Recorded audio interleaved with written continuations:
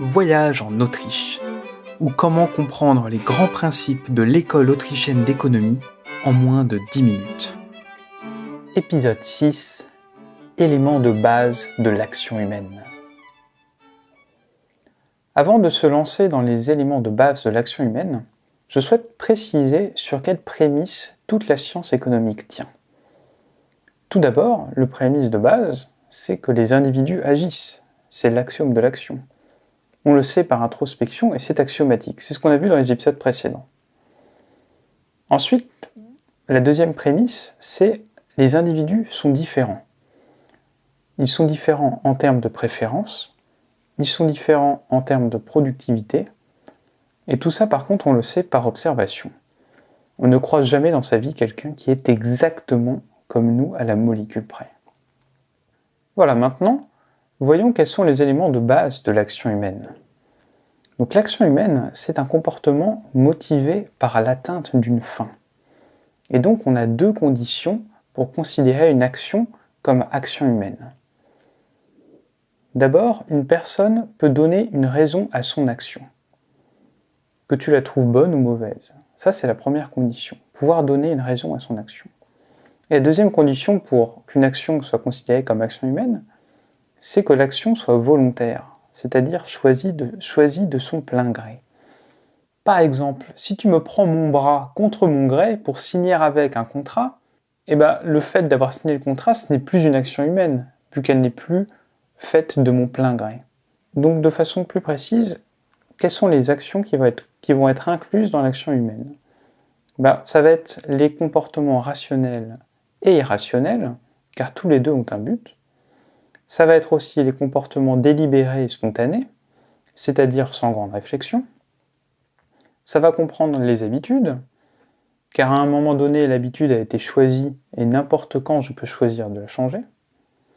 Ça comporte aussi les comportements matériels et spirituels, les comportements égoïstes et altruistes, mais en revanche, ça ne comprend pas les addictions à partir du moment où le comportement n'est plus fait de plein gré.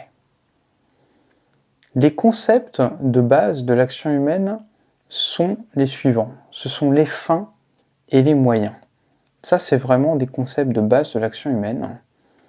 Les fins, c'est quoi ? C'est finalement, on a des buts. L'action humaine a des buts. Une personne doit avoir une fin pour agir. Et ensuite, dans l'action humaine, il y a les moyens. Ce sont les objets utilisés pour l'action. Les objets doivent être identifiables et ils doivent pouvoir être contrôlés. C'est ce qu'on appelle la propriété économique, à ne pas confondre avec la propriété légale qui est quelque chose de différent, qui va dépendre de la loi. La propriété économique, c'est le fait de contrôler vraiment un bien. Maintenant, quels sont les différents types de moyens ? Ça, c'est particulièrement intéressant. On a globalement deux grands types de moyens, et je vais en rajouter un petit bonus pour finir.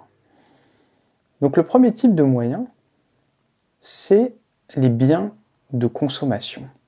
Leur caractéristique est qu'ils rendent directement service.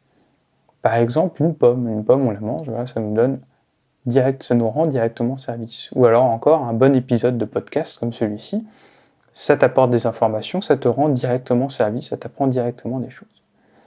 Ce qui est important en économie, c'est qu'on reconnaît que le loisir est un bien de consommation. Et ça, on le sait par introspection. En effet, pourquoi est-ce que je prends le temps d'aller au cinéma ? Parce que ça me rend directement service, tout simplement. Ensuite, le deuxième type de moyen, à côté des biens de consommation, ce sont les biens de production. Les biens de production, eux, ils ont la caractéristique qu'ils rendent indirectement service. Donc les biens de consommation, ils rendent directement service, les biens de production, ils rendent indirectement service. On en a plusieurs types. Il y a le travail, par exemple. On travaille pour de l'argent qui, indirectement, nous permettra d'acheter des biens et des services qui, eux, nous rendront directement service. Ensuite, on a la terre. Ce qu'on appelle la terre, c'est en fait toutes les ressources naturelles. C'est ce que tu vas faire de ton lopin de terre qui te rendra service. Et donc, c'est un service indirect. C'est ce que l'on fait, par exemple, de notre lopin de terre qui va nous rendre service.